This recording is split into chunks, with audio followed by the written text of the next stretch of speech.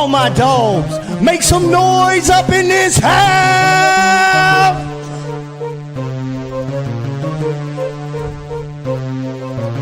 Who is in the house? Who is in the house? It's the gangster of destruction, so you know what's going down. And when the drive-by's coming, then you better hit the grind, cause when your body hits the canvas, then your head's knocked out.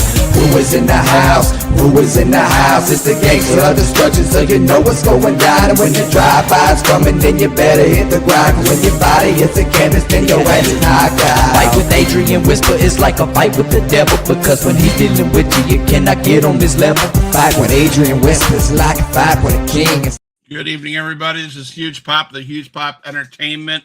Tonight we have a woman that joins us. She carries one of the most feared and respected legacies in professional wrestling history. In this business, names like Russian Bear, the Koloff dynasty aren't just entries in a record book.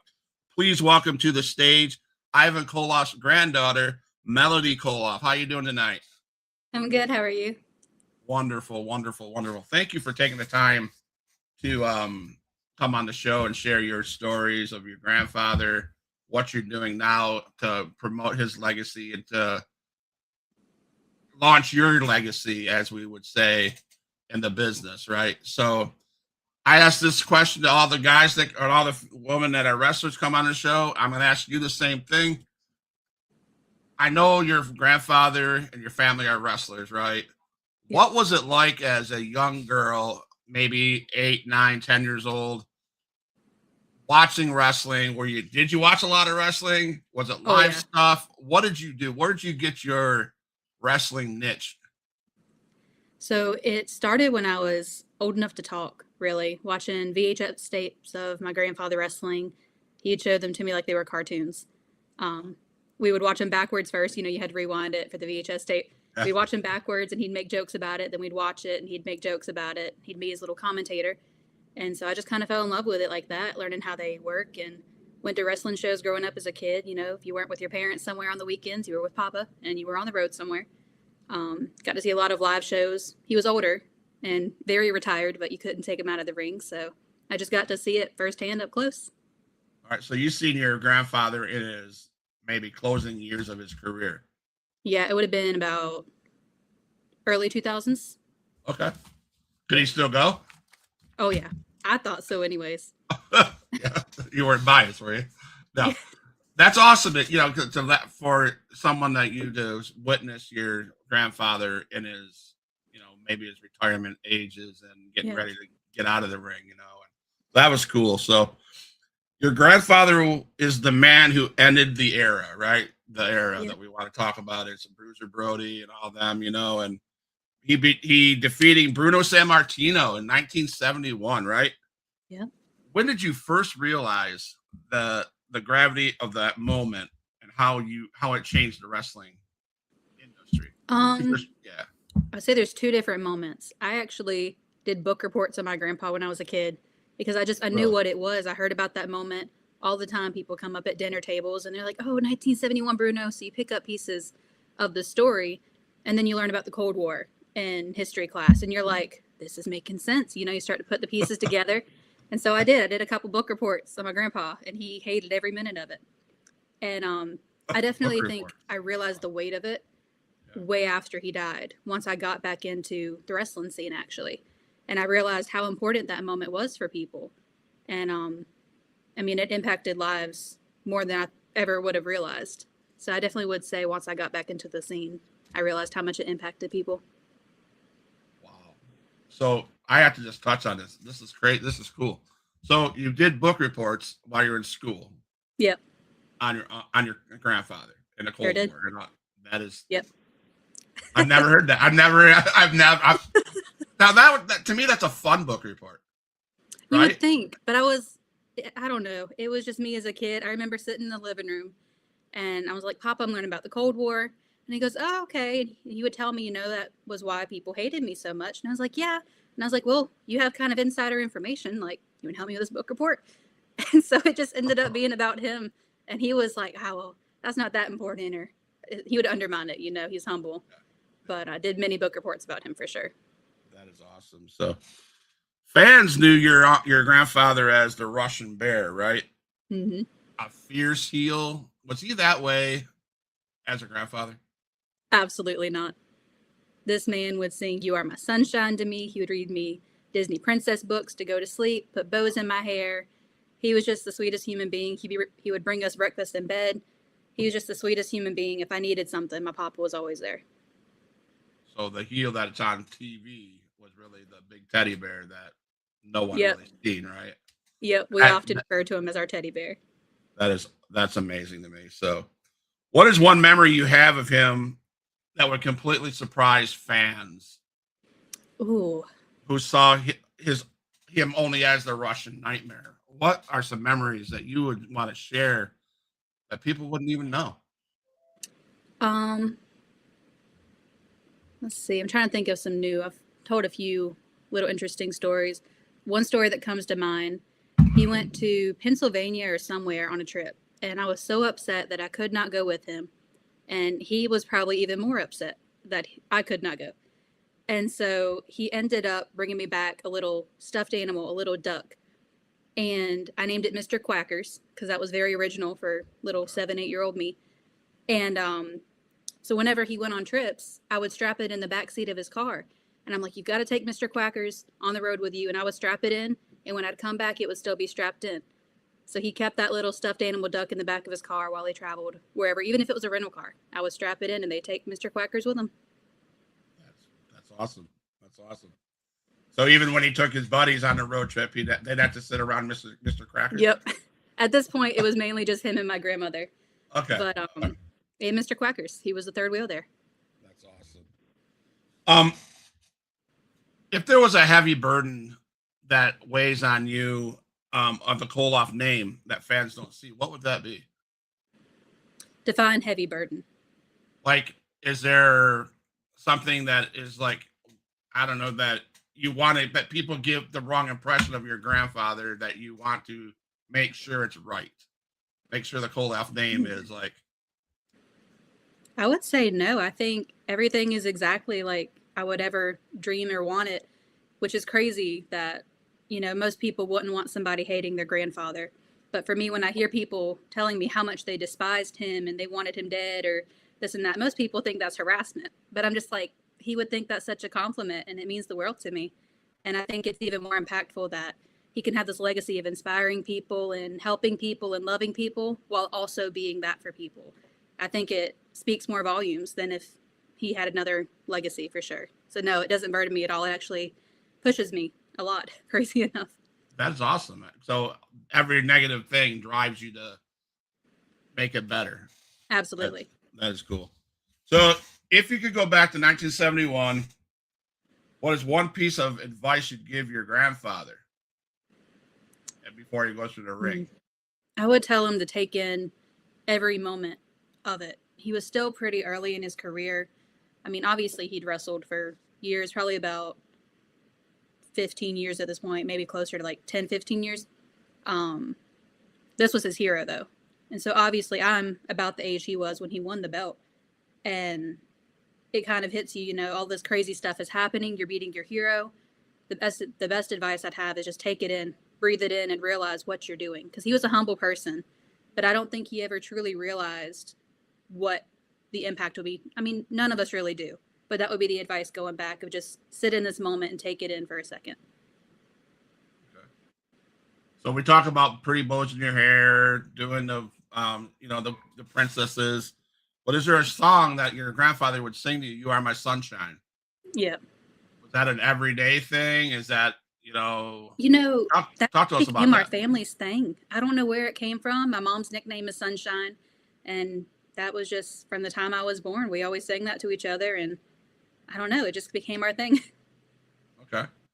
So I'm like trying to get a picture of your family, and I'm picturing you guys all live in this big house or always with each other every weekend. I mean, that back when I was a kid growing up, it seemed like I was with Grandma Maybank and everybody in that family. Get in bed, we were all family, right? Yeah. Nowadays, you don't see that very much. So was the Koloff family, was that like what I explained? Are they always together every weekend? Growing up, I lived with my mom. So we definitely had our separate families, but every Monday night was grocery shopping. Every Wednesday we went to our favorite restaurant. Every weekend, if I wasn't traveling with my mom, she sings in a gospel group still to this day. And so if I wasn't traveling with her on the weekends to go to another church, I was with my grandpa, traveling somewhere, going somewhere else. If I was home on a weekend, it was very, very rare. And probably we were going to like some birthday dinner. But we always were together every chance we could. If I wasn't in school, we were together. Okay. I don't. There's one topic I'm going to say probably till the last, and of course everybody likes the topic of the Hall of Fame. Yeah. So I will save that for last. But if you could change one thing about how the wrestling world treated your grandfather back in the day, what would that be? I honestly am the type of person, I don't think changing history or I wouldn't change anything about history. I think it's pointless because every single thing that happened led up to the point that we are at now. And so I really don't recall any mistreatment necessarily that I can remember, even if there was. There's politics in wrestling. I'm learning that very quickly. But there's nothing I'd say I changed. I think everything happened exactly as it was supposed to, like God intended. And I think it set up a legacy that none of us could even comprehend yet. Even how he might have been treated near the end of his life with in the wrestling business. You're satisfied. This got brought up a lot when he was inducted in the Hall of Fame, and there was talks about, oh, it's not fair, and oh, it's this and that. And I quite frankly disagree, because although I wish he could have been inducted in the Hall of Fame, if he had been inducted in the Hall of Fame, I actually think he would have been not more mistreated by WWE, but I believe that it just kind of would have been like, okay, cool, and just kind of died off with him. When people pass, it kind of just dies off.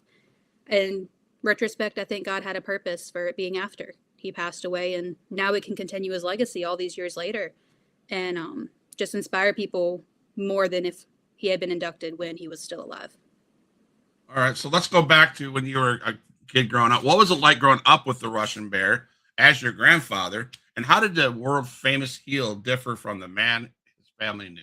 So obviously he was a heel in the wrestling world. Yep. And he was a bear, a Papa Bear in the real world. Mm-hmm. So could you see those differences, or was he just good old Ivan Koloff? I never got a chance to see the Russian heel. Now, I got to see him play the part. I got to see him, with the chain and all bloody, and I got to see him yell at people. He would actually pick me up from school and try to embarrass the fool out of me, roll down the window and speak in his Russian accent. Kara, your ride's here. Melody, your ride's here. My middle name is Melody. Okay. And he's like, your ride's here. And the Russian accent. And he embarrassed the fool out of me, leave voicemails on my phone. But even as people talk about this Russian heel, I just see my papa. He always was goofing off. He was always hilarious and funny. And I don't know, I never got to see that truly hated side of him, which is something I'm kind of envious of all of these people that got to hate my grandfather. I never got that. Hey, Grandpa, I wish I could have hated you. But right? Didn't get to experience that. So your grandfather ended Bruno Sammartino's 8-year reign in Madison Square Garden, all that. We all know that video. How did he describe that night to you? Did you ever talk about that night? And how did that affect the friendship? Was Bruno and your dad and your grandfather good friends? So Bruno was definitely my grandfather's hero growing up. And he loved Bruno Sammartino. Obviously, you've got the kayfabe and stuff like that. And if anybody asks, they hated each other. But towards the end of their life, they wouldn't be seen together. But he always respected Bruno greatly. He would tell you to the day he took his last breath, he respects the crap out of Bruno Sammartino. And growing up, hearing the story about it, I really didn't know much about what he thought about it. But me and my dad actually recently talked about this, and he said my grandfather told him he was just completely shocked that this could happen. Like, how did this happen? My grandfather was kind of taken back about what just happened. And he really didn't get to sit in that moment. He was just stunned and, pushed off to the next town. Okay, go do something else. And that moment carried him throughout his whole career, essentially. It gave him enough rocket fuel to get for the rest of his life everywhere he needed to go. So I really don't know firsthand what he thought about that moment. But my dad said he was just so shocked And that's really all I really know about that night from my grandfather. Wow. That's interesting what you said about being shocked and just moving on to the next town. Okay, whatever, let's go. Yep. Well, that's how That's it was great. back then, you know. You get the paycheck, you just go on to the next town. Doesn't matter if you're shocked or if you have a broken shoulder, you just go, go, go, and that's your work ethic. And I've heard, I've had people like Larry Zabisco on. I've had people that, from the back in the early ECW stuff. And I've talked to some people and they said that that's what's different about then compared to now. Absolutely. Back then it was go, go, go, work, work, work. You were committed. You did it without a complaint. You go. Now it's up here. Now the new generation is not nowhere near like that. So yeah, it's definitely a lot different. And I think social media has a big impact. I mean, if my grandfather could, send out an Instagram post or something like, oh no, broke my leg or something and work it, I'm sure he probably would have loved the chance to heal properly. I mean, growing up, the grandfather I got to see, his ankles were the size of tree knots and he had trouble just getting his wallet out of his back pocket. Like he was really beat up and bruised pretty bad by the time I came along. And it was just from him not healing properly and having to go to the next town like that over and over. But I'm sure he would have loved it. So he had to work through all those ankles and all those pains. It just go. Yeah, I mean, if you take off to go have surgery, you miss the card, you miss the payday. That's true. So as a granddaughter and what you're doing with the tour and all this stuff, what does it mean to carry the Koloff name? And do you feel specifically responsible to keep it going? To me, keeping the Koloff name for myself personally means something way deeper than I think I can physically explain. I'm a papa's girl. He meant the world to me. He was my best friend. And it was actually a Ivan Koloff tag team tournament in Clayton, North Carolina. And they actually have another one coming up in Benson, North Carolina, June 6th this year. It's going to be the biggest one yet. We won't be able to be there because of the tour, but it's going to be the biggest one yet. And we're going to be a part of it still in a different way. But it was actually at the one in 2023. Okay. I got reintroduced to wrestling. And, you go through this period of mourning. And I just really struggled. I made some bad life decisions, the usual 20-year-old stuff. And when I got back into wrestling, I realized I have to do this for the rest of my life. And so for me, that was my grandfather's legacy coming back, and it's a part of me. It saved my life. It saved every direction of my career. It's what I live for. And keeping that legacy alive is something so important to me. I don't think I could live without it. It's who I am. But the Koloff tour in itself, I think, is meant to inspire people to build a legacy of their own. I think that's what I want people to take away from it. Build a legacy of your own. Do the crazy thing. Chase the crazy dream. You never know what's going to come out of it, even 10 years after you've passed away. Yeah, absolutely. So the lineup features Nikita Vladimir, Neil Koloff. What has it been like traveling with your nieces, your nephews, and your family, and to etch the name in history? Well, our first show is actually this weekend. It will be in Brentwood, New York at the big event. And so that is our first show. I have not yet met Vladimir in person. I am crazy excited to meet Cousin Vlad. We've talked on the phone quite a bit, and my mom knew him. But by the time I came along, they had gone their separate ways. I've met Nikita a couple of times. The last time was sadly at my grandfather's funeral. But the first time I met him, I didn't know who the heck he was because he had hair. So it'll be interesting to see him now that I've talked to him on the phone. I'm going to be traveling with him quite a bit this year, and I'm excited to see him. Neil is just the greatest. I've met him once before, seen him wrestle. He's outstanding. I think the people are going to love him or hate him. I don't know yet, but I personally love him. And I think it's just going to be great seeing all of us together. We're all strong individuals, but I think when you get all of us together, some crazy stuff's going to happen. So that's at the New York Expo event? Is that where that is? Yep, at the big event. The big event, okay. Yep. That's like a big convention, I would gather, a wrestling convention? Yep, it's a big convention in Brentwood, New York. And it's going to be Saturday, the 21st. Okay. And are you guys headlining it? Yes, we will be there. We'll be signing autographs, taking pictures, stuff like that. definitely recommend getting tickets for that. It's going to be outstanding. Okay, now do you guys? What can you tell us about the tour? What cities you're going to be going to in 2026? We've got a lot of dates coming up in May. We also will be at WrestleCon in Vegas. I believe that's April 17th and 18th. We've got Lutz, Florida in April. We've got a couple other dates that we're still confirming and stuff like that. A lot's coming up in May. So definitely keep an eye out on all of our social medias. We post like crazy on all of our social medias. So we'll definitely keep y'all updated as they come up. All right. 'Cause my wife and I get every other month, we get 6 days off a month to go places. And I'm booked through June. So the tail end of the year, I'll look and see if there's anything near some towns that we want to come to. And definitely want to meet up with you guys. So yeah, and we're still booking them too. We're loving it. We're all going crazy with it. So that's awesome. So what is the primary inspiration other than the keeping the Koloff name going? What sparked this? You guys were just sitting around going, "Oh, let's just do this." You know, I actually was doing my own stuff. I mentioned in 23, I got bit by the bug, as most wrestling people do, but I got bit by the business bug. And I just took it and ran. I started working with a bunch of independent guys and networking, just seeing who I could meet and what I could get my nose into.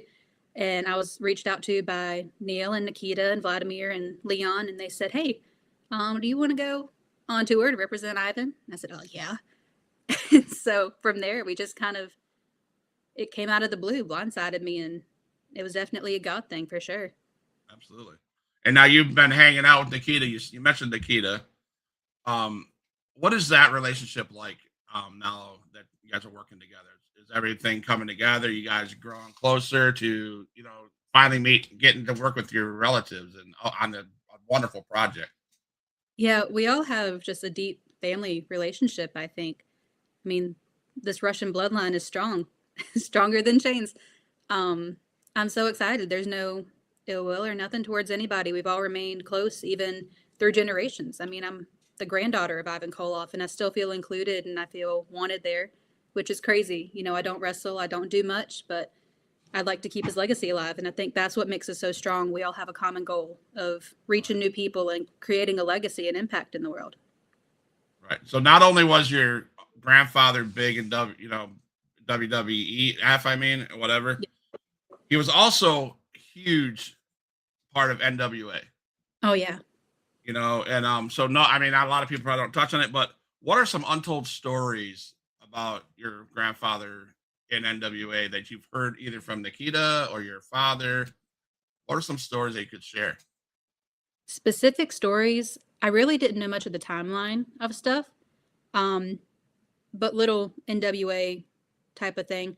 There's one match of Dusty Rhodes and my grandfather. I believe it is NWA. It's a Texas death match.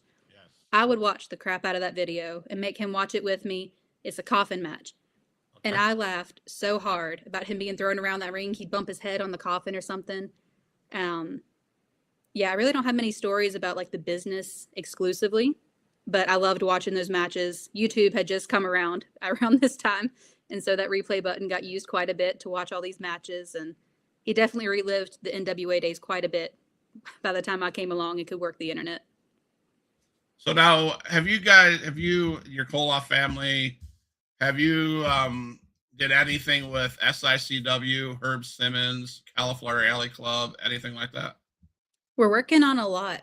I don't exactly know what's confirmed yet. Don't want to say that we have, but I definitely know there are conversations that need to be had for sure, and some that might be in the process, some that we need to get in touch with. But there's a whole lot of stuff going on that I think people can look forward to really soon.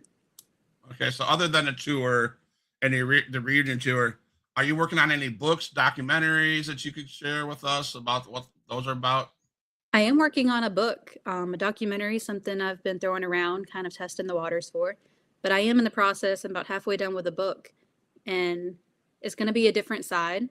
It's not your traditional, oh, I'm the granddaughter of a wrestler. It's not all of my memories.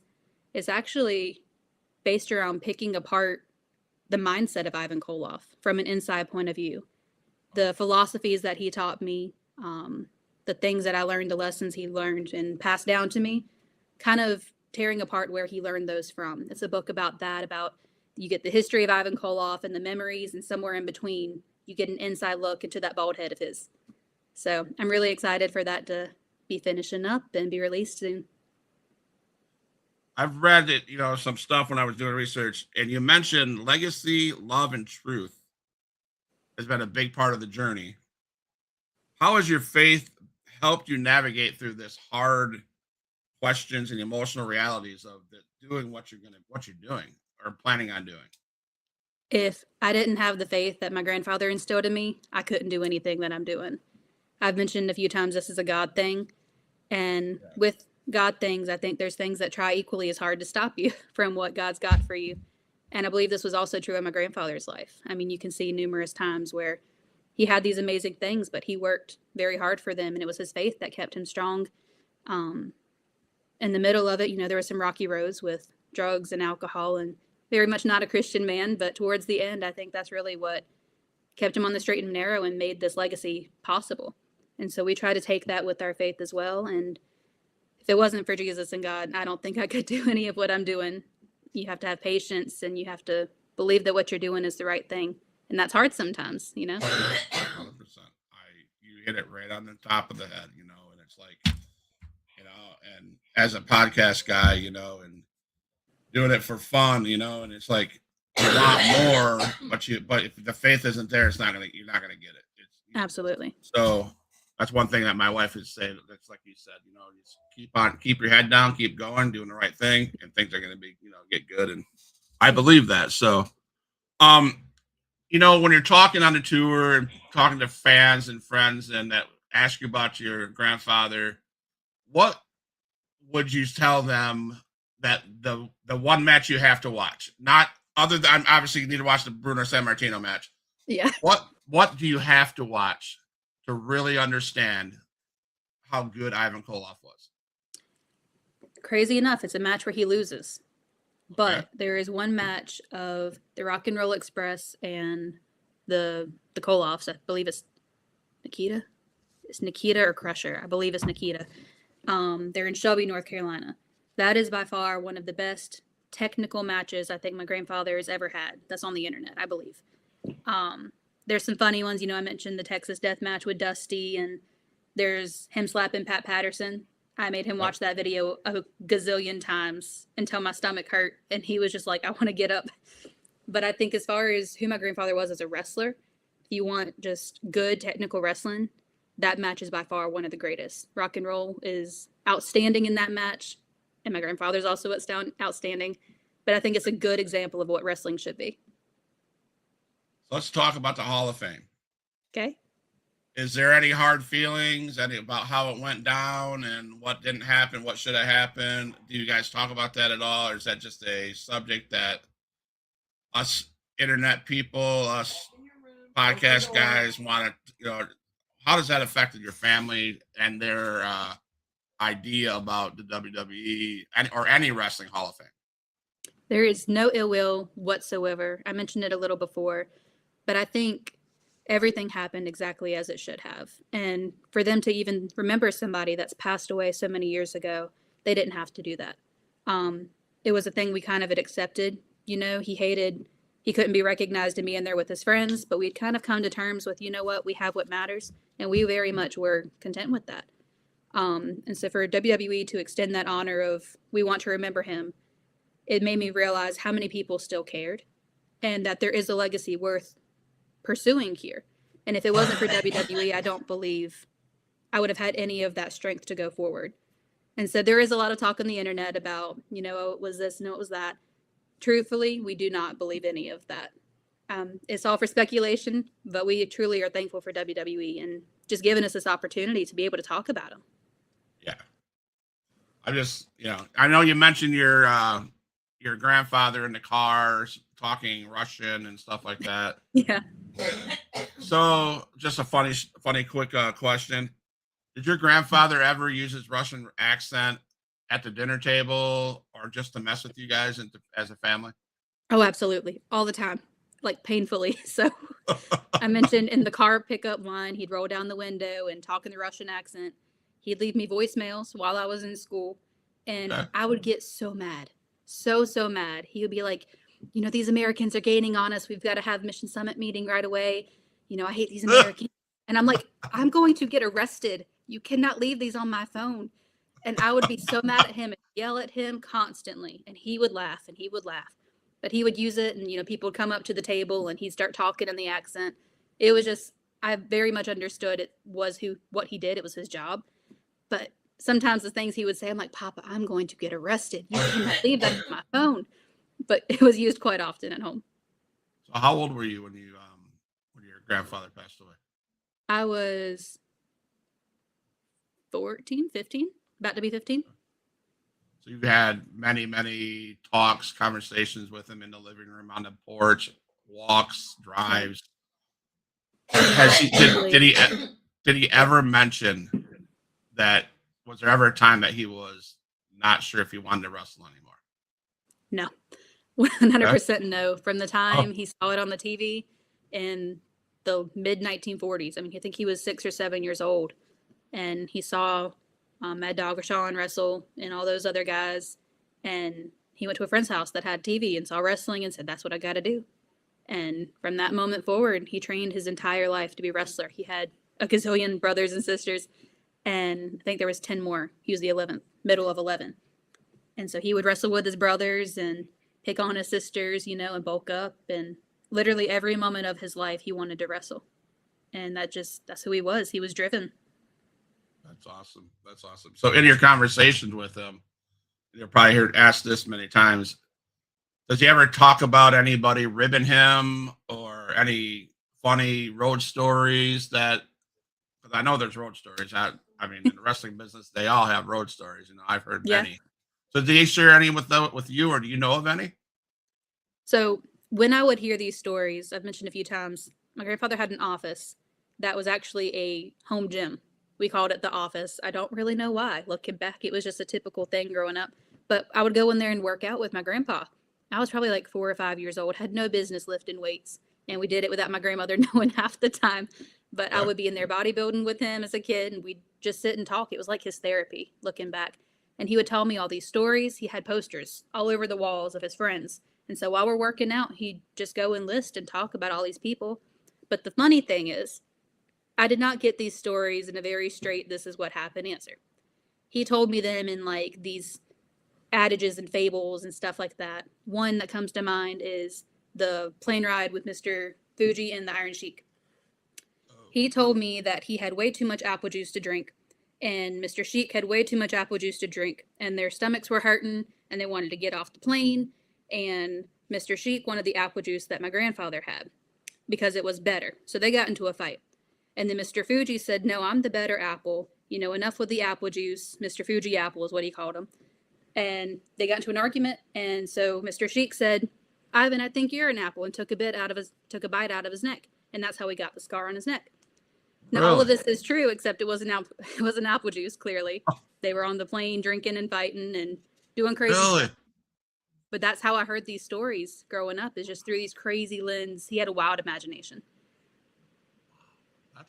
That's a cool. That's a good story. Thank you for sharing that story. He was quick-witted too. Like on the spot, I would just ask about it. There was a picture of Mr. Fuji on his wall. I'm like, oh, who's that? And he'd be like, oh, that's Mr. Fuji. Here's a quick story about him, Mr. Fuji Apple. So you ever wonder if those stories were true? I do. I actually really have a hard time figuring out what's real and what's not. Still to this day, I'm like, did that really happen? Because he would tell me ice skates would be thrown at his head, and that's how he'd get a big gash on his head, which probably did happen looking back. But as a kid, I'm like, that didn't happen. Or he would tell me he flew over Mount Fuji, crazy enough, in Japan. And I'm like, you didn't go to Japan, Papa. Be for real. That didn't happen. Turns out he really did go to Japan like 12 or 13 times. The reason why I asked that question, because from what I've heard about Mr. Fuji and the Sheik, yeah, I wouldn't doubt one of them bit your grandfather's neck. Oh no, that really did happen. Okay, that did happen. Okay. Okay. There's accounts from, I think, all three of them. My grandfather did have a scar on his neck from where Iron Sheik bit him. And only thing about that story that wasn't true was the apple bit. He added all of that in for whatever reason. Wow, because when you mentioned Fuji, I'm like, oh shit, here we go. We're gonna hear something, because that guy was. So does your grandfather ever talk about his hero? Who was his hero in the business? Hands down, Bruno. Did you ever? He respected Bruno. That was always his answer. And just to have that opportunity to steal that title from him was the best thing ever. And he never forgot that. Now, growing up as a granddaughter, did you ever meet any of these people that your grandfather went up against? And what was that starstruck? Was that, were you like that, or was it like, whatever? I met quite a few wrestlers growing up, and growing up, it definitely had the effect of if you go with your dad to a convention and like, oh, Larry from the convention center's there, and oh, I see this guy doing paperwork. Like, it's just your dad's coworkers. It definitely was just Papa's coworkers. The only one that stuck out to me was actually Barbarian, because he used to scare the crap out of me as a kid with all the face paint. But I got used to seeing him growing up, and they really didn't scare me after that anymore. But yeah, they weren't like starstruck moments. I mean, I knew them as my Papa's friends. They were all on his wall. Anybody, do you keep in contact with anybody now, or? The Mortons. I remember seeing the Mortons quite often growing up. Ricky and Robert. I remember seeing them a lot, and I've seen them a lot at the Ivan Koloff tag team tournaments, like I mentioned before, and have gotten to be really good friends with that family. And we'll actually be seeing a lot of them on this tour. And so they're ones that are family favorites for sure. Great people for sure. Awesome. So you mentioned St. Augustine. Is that going to be is that in June at the River City WrestleCon? Yes. You know what? Now I'm a little irritated because I had a vendor table there. And of course we talk about dreams and launching, making that next step. The day after I did my vendor table sign up, I got a call from a promoter in Dubuque, Iowa, asking me to bring the podcast up to Dubuque, Iowa for their inaugural event. Then they named some people like Austin Aries is going to be on the card, blah, blah, blah. And I'm like, I'm going, I'm going to do something away from Florida. Now I have you on the podcast. Now I'm like, dang it. So, but anyway, can you tell us fans what to expect at the tour? What are we going to see? Are there going to be, question and answers? What is your goal for people or fans when they come to the Koloff tour? I really am enjoying getting to know fans and hearing their stories. That's one thing I'm telling people. Tell me all your stories that you can. Message me. I actually have an email set up separately for sending in your stories if it's longer, or if you just want to say hi and reach out. That was one thing my grandfather, part of his legacy was reaching out to people and inspiring people. He would sit down with somebody and make them feel like he knew them their whole life and they were friends after they got up from a 30-minute conversation. And we want to continue that, at least on the Ivan Koloff part of it. And I'm sure the rest of the guys, that's the Koloff legacy. Come and tell us your stories, talk to us, shake our hands, take pictures, get autographs. We're going to have tons of merchandise and stuff, but we want to hear your stories. And we might have something special for each event, the special story of the night. I think that'll be something really cool, seeing whose best story wins. Wow. So if your grandfather is sitting there in your room right now, listening to this podcast and seeing what you're doing, hearing you talk about what you're doing, what do you think he'd say about your journey? I've thought about this quite a bit. It actually is what keeps me going in those moments. I told you, faith is what keeps you going. It also is something that weighs on me. What would Papa say about this? Everything that I do, I want Melodie Koloff to be somebody that her grandfather's proud of. And every step of that way, you have to ask yourself, what would he say about this? Would he want me doing this? Would he want me interacting with this person? And you really have to sit down and think about it. But I think if he could see what I'm doing now, he would be at a loss for words. He always knew I was his wrestling buddy. I was his best friend, I truly believe. And I think he would just be at a loss for words to see how much people care. And I think that would be the main thing that he says is, I can't believe they still care. Wow. We care. I mean, I'll be honest. Your grandfather's cemented a legacy. I mean, of course, I was young. And I know I had to watch the VHSs. I hear all the time. My dad used to talk about Bruno Sammartino, Koloffs, all the whole family, and talk about Bruiser Brody and others and how wrestling really was, and all I got is I get stories. I get to hear you talk about it, and it makes my heart jump. I'm like, oh, that's cool. That really did happen the way my dad said it Yeah. happened. Yeah. Madison Square Garden. You never, you don't hear about that stuff today. Yeah, you really don't. It's about, not that today's product is horrible, but it's a lot different. You know what I'm saying? And it's like, I remember a lot of my biggest memories are the blue cage, Andre the Giant, Hulk Hogan, when Hulk Hogan came into the business and all that stuff.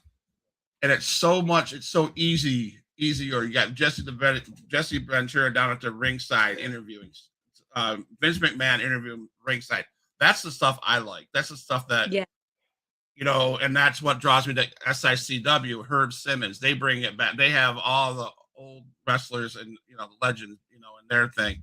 And just what your grandfather did and what they did back in that day is so, if you're a wrestling fan and you missed that part of it, you got to go back and check it out, because your grandfather and his friends, and that's what wrestling really is. Yeah, I think it definitely laid a foundation for sure. And I genuinely really love the stuff that's happening now with WWE. It's a lot different, but there are some of those foundations still that I think are just fundamental. You have to understand, and especially for the heel. I'm kind of biased. I look more at the heels than I do anything else. But I think that heel philosophy is something that's actually starting to come back a little bit. And I've mentioned it before, but Logan Paul is somebody that I think extremely fits this persona so well of a heel. He is such an amazing heel, and the people hate him. I start to hate him a little bit. He's extremely good at what he does. And I think my grandfather would be proud that some of that still exists, even in this crazy world where it's changed so much. Those foundations that he laid out are still there, and you can see it. Yeah, your grandfather probably be proud of the heel turn Randy Orton just did, huh? That was epic. That was, it was. A lot of people hated it because, what's the point? yeah, that's the point. MJF. I used to hate MJF for days. I couldn't stand that guy, but my brother said you hate him because he's doing his job. Exactly. So so I love the heel portion of it. So it's fun to watch. If you're a wrestling fan, it's fun. So the floor is yours, right? We're getting ready to close out the show. Can you tell the world who Melodie Koloff is and what's your dream and passion, where you want this Koloff tour to go? How long do you want it to go? What's your dream for in the wrestling business? I think Melodie Koloff can be simply defined as a girl that's just trying to make her papa proud. And that sounds kind of cheesy and corny, but in every step of the way of my career, I think if you hear Melodie Koloff, you think Ivan Koloff. I want to represent my grandfather, not as the Russian bear, but as the man that I knew. And I want his legacy to be carried on through myself and my siblings and my uncles and my cousins. I want all of us to carry this towards the new generation of wrestling. I want to be somebody that helps people achieve their wildest dreams. I don't necessarily have any crazy dreams of my own, but I want to be just as my grandfather would have been. I want to be the extension of, if he was here, what would Ivan have done in this situation? And that's what I hope to be for people. And I think this Koloff tour is a big, big step. I think people can truly understand what this legacy is and see we're here to help people, inspire you. Take note of what we do. Take note of what we say and how we act. We're going to listen to you. Tell us all your crazy stories. And I think there's going to be some big things in store this year and for the future. I don't think the Koloff tour will ever truly end. The dates may stop, but I don't think the legacy and the impact will ever truly stop. If you had one word to describe your grandfather, what would that be? Wild. That man, in every sense of the word, was just wild. Wild imagination, wild faith, wild passion, wild everything. He didn't do anything halfway. He was just passionate. I'd say wild and passionate are like hand in hand for who he was and what truly describes him. Awesome. Well, thank you for coming on the Huge Pop Entertainment podcast. I appreciate Thank you so much for having me. I appreciate your stories. I appreciate your time. I'm gonna play a song, the same song I started with to close out. Don't go anywhere. I want to say something off camera if you wouldn't mind. Okay. So, huge pop entertainment fans, check out Melodie Koloff and the Koloff tour. They're going to be in. I'm biased to Florida because I'm in Florida. Go to the River City WrestleCon in June in St. Augustine. I think it's June 7th, 8th, and 9th. I think their tour is going to be there. Go meet Melodie. She has probably a lot of stories to tell. Check her out on Facebook. I put the link in the post on the Facebook channel. Thank you guys for stopping by. I hope you guys have a great night. Blessed and be blessed and safe out there. All my dogs, make some noise up in this house.